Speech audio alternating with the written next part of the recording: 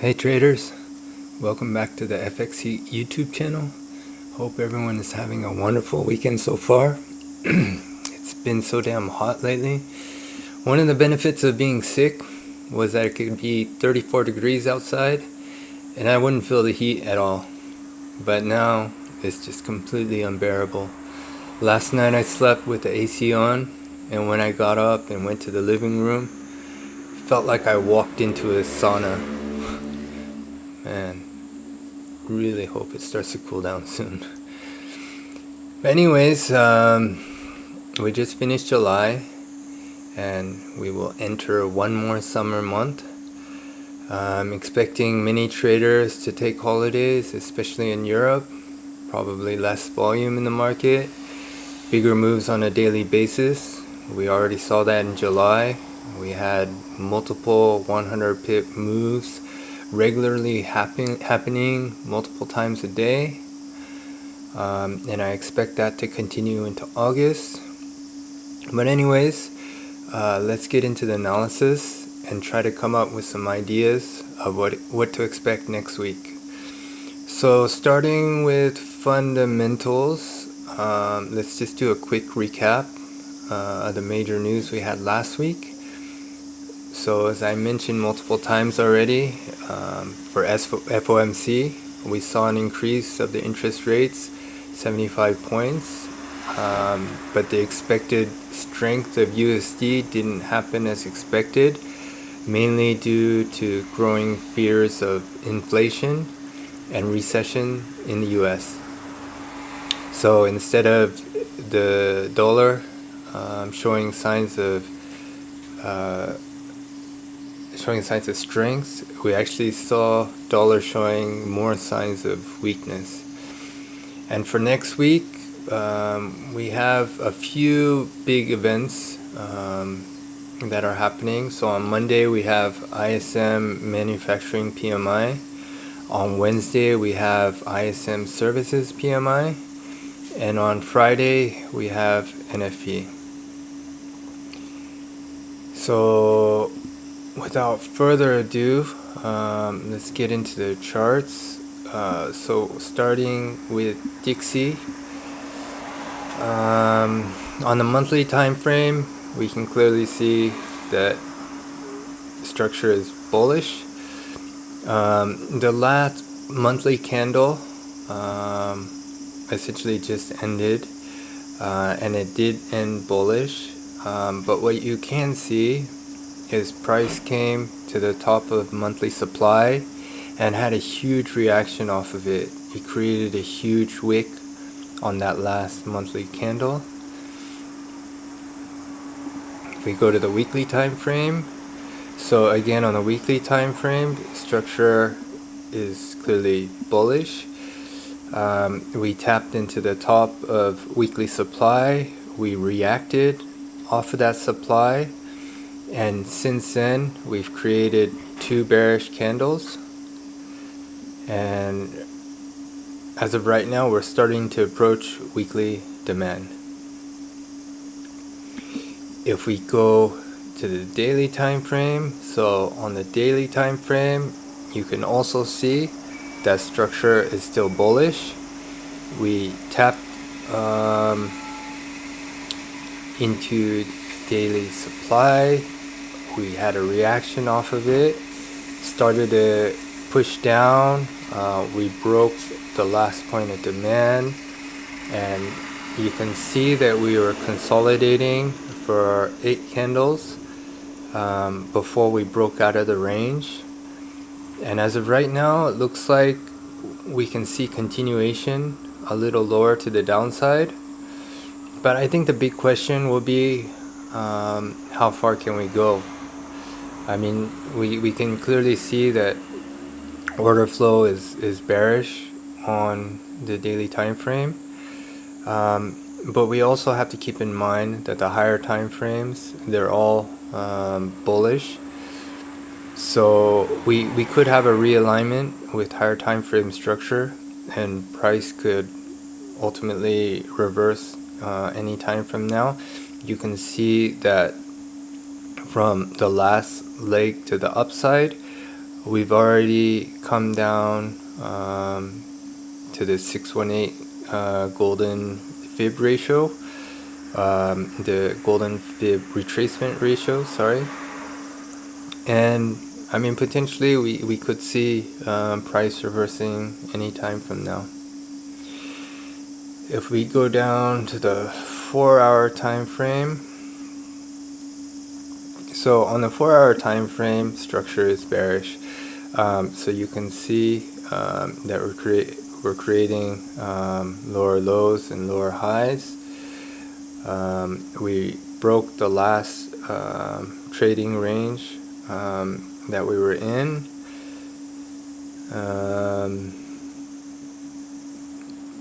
We've already had a pullback, testing the last range and reacting off of it and pushing down.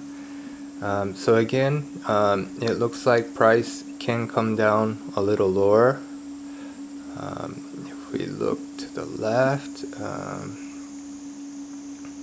so the last expansion started from this demand zone. So potentially this could be an area that we should watch quite closely to see the reaction from this demand.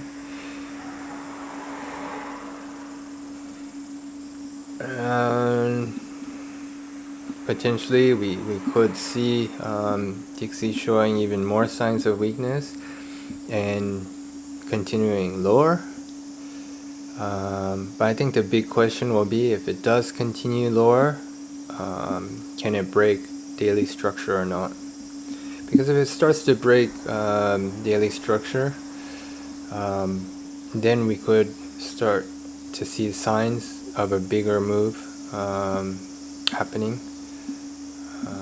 that could potentially shift DXY to the downside and see a bigger move on EU to the upside.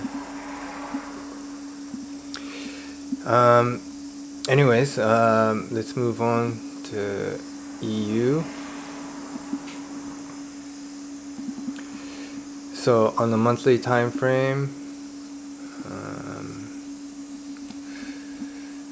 so once again, you can clearly see that structure is bearish. Price came quite deep into monthly demand and gave a reaction off of it. You can see that by the wick that was created on the monthly time frame.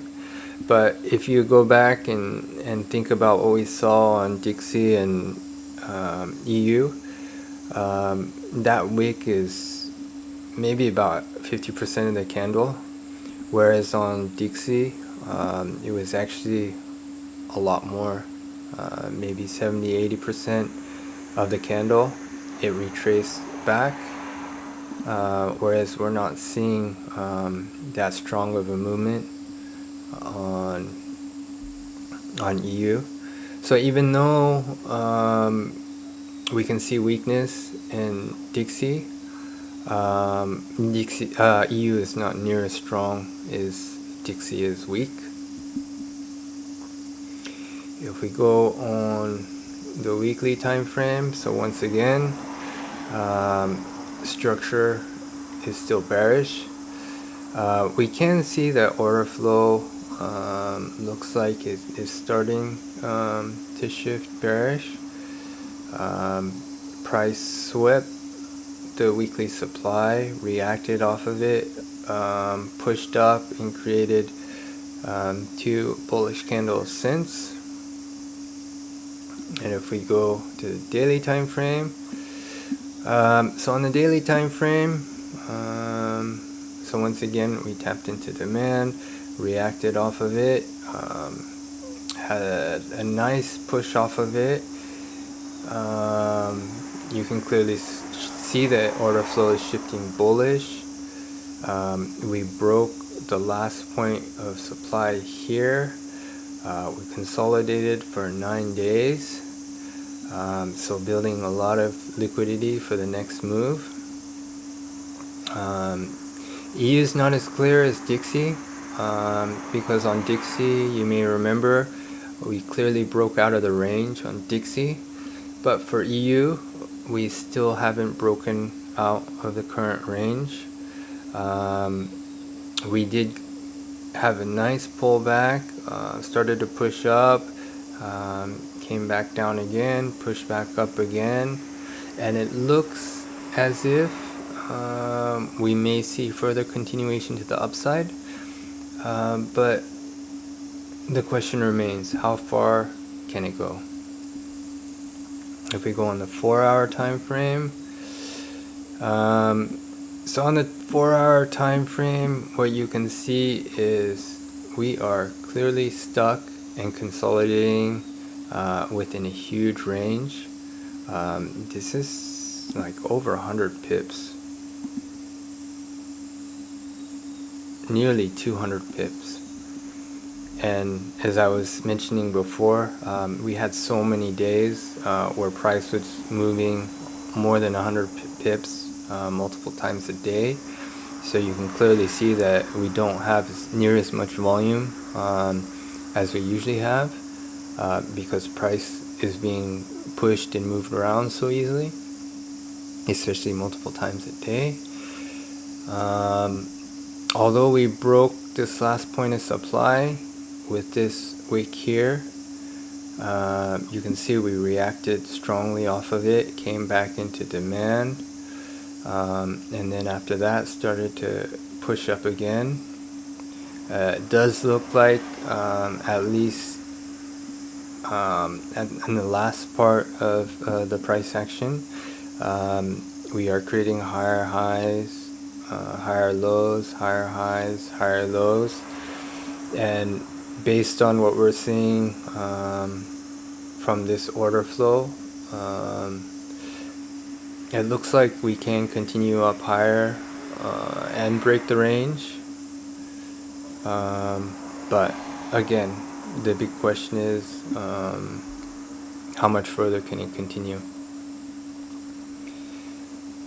So looking at the chart currently, I'm bullish, and I can see EU going up further to the upside, but I mean it's really premature to think that we're going to see a full-blown reversal and seeing EU continuing going to the moon from here. For now, if EU breaks this price range, then we'll just have to continue to see how price reacts at the next supply zones as it moves up further. The high likelihood that we get a reaction off the supply zones is very high, but I think what's most important is what happens after. Does price come back down, test demand, and then reverses off that and continues to the upside, or does it break through those demand zones? I think that's going to be a key indicator of what to expect next, because if it does break those demand zones, then the likelihood that we're going to start to see a reversal is quite high. I mean, higher time frame will probably realign. We start to push to the downside. At that point, it's probably best to start looking for pullbacks back into supply and shorting opportunities, so you don't miss a bigger move, which is more than likely pushing back down to the downside. So anyways, just to summarize, overall I'm bullish on EU, at least for the first half of next week, but the latter half of the week is a big question mark. Will higher time frames start to realign and we start to see EU pushed back down again, or will we get continuation to the upside and potential continuation to break daily structure, which would be way up here? And one of the things I wanted to mention was last week I failed to recognize something very important. It was clear that there was less volume in the market and price would play around in huge ranges. Instead of taking profits more frequently, I had in my mind, this is going to continue to the moon. I kept my trades with quite a bit of volume left on the trades. Don't get me wrong, I did take a lot of nice profits last week, but to be honest, I left 1, sometimes over 2% in profits on trades, ending up losing all those profits, thinking that we were going to get continuation, but instead we would have those nice 100 pip pullbacks or reversals get taken out of the trade. The reversals often happen when I was sleeping, so wasn't able to capitalize on re-entries, and probably missed out on 6, 7, maybe even 8% of profits because I didn't take near as frequently as I should have. So for next week, I'll be focusing more on taking profits more frequently, so I avoid missing those type of opportunities. And knowing that the volume is lower, I'm expecting to see huge swings in the markets like we saw last week.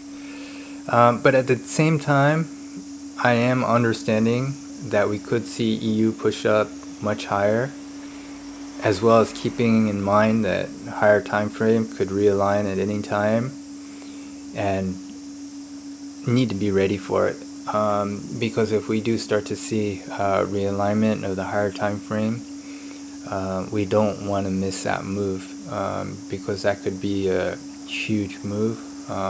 If the price decides to come back down, push to the downside, may not be a full-blown reversal, but we could see price come down to lower demand. If we do get such a big move, and that could be several hundred pips worth of profits that were missed if you aren't ready for the fact that we could have a reversal at any time. So anyways, trying to keep a more open mind next week,